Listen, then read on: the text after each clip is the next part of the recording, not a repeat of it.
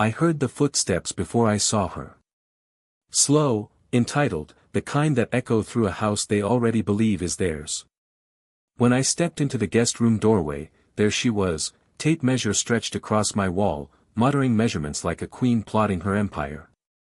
"David, we'll have to take out this wall," she said.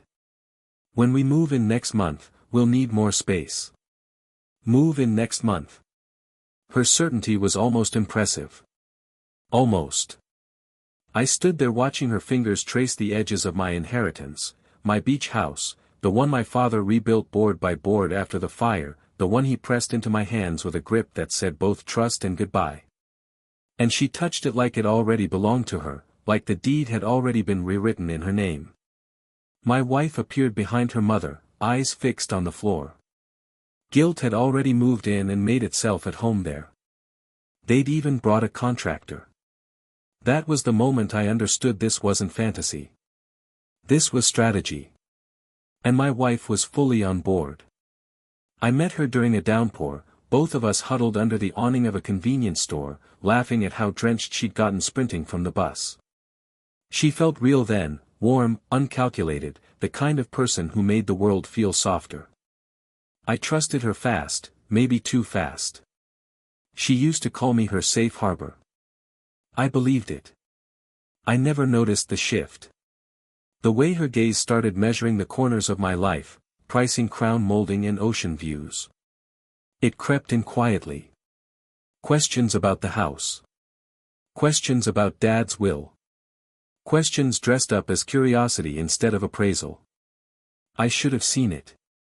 It started with her phone glowing at 2 a.m., a preview I wasn't meant to read. "We'll start demolition once the keys are transferred."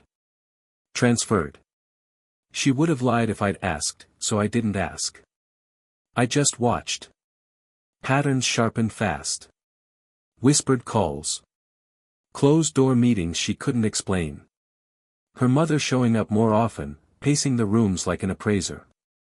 Every time I walked in, the conversation snapped shut. They didn't just want space. They wanted ownership. Total control. Me erased from the picture completely. Most guys would have exploded, yelled, slammed doors, demanded answers. But rage blurs everything. I needed clear sight. That night, I sat alone in the living room holding the deed, tracing my father's shaky signature above mine like it was scripture. If they wanted war, I wouldn't fight loud. I'd fight exact, quiet, final. So I moved first. I went back to the attorney my father trusted, the one who worshipped paperwork more than feelings. I locked the house solely in my name, Ironclad, bulletproof. A small amendment, a necessary one. Then I collected proof, screenshots, contractor bids, quiet recordings of conversations they never knew I overheard from the hallway. Not for spite. For certainty. I wanted the truth to stand up on its own. And I waited. I let their confidence swell. Let them taste victory before it ever happened. People show who they really are when they think the game is already won. The day they brought the contractor back to finalize renovations, I played my role perfectly: quiet husband, blank face, the guy too mild to suspect, too soft to strike back. They strolled through my house like it was already stripped bare for their vision.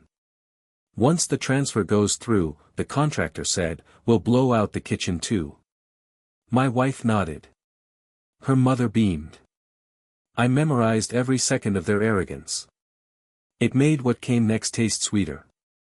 That evening I set the deed on the dining table, my name in bold, my father's signature beneath it, official seal gleaming. I waited. She walked in first and froze. Her mother followed, still clutching the renovation binder, still smiling, until she looked down. The smile died fast. My wife's face collapsed right after. I didn't raise my voice. Never needed to. "Since you've been planning construction," I said, tapping the paper, "I figured you should know whose house you're remodeling." My wife swallowed hard. "David, we were just looking at quotes." I cut her off. Transfer dates. Which room would become Mom's office? I heard it all. Her mother stepped forward, indignant. You promised us. I promised nothing, I said. And this house isn't going anywhere. You two are. The shock was almost comedic. My wife reached for my arm, I stepped back. You know what hurts most? I asked, voice low. You never wanted me. You wanted Dad's house. They begged. They rewrote history. Every lie became a misunderstanding. But the deed sat between us like a judge's gavel, and I didn't flinch. By morning they were gone. Contractor cancelled. Plans shredded. Just silence, the clean, heavy quiet that settles after an execution. Now when I walk through these rooms, the house feels different, lighter, freer, like it knows its walls are safe from people who only ever saw it as a prize. I'm not proud of what I had to do. But I'm not ashamed either. Some betrayals don't deserve forgiveness. They deserve clarity.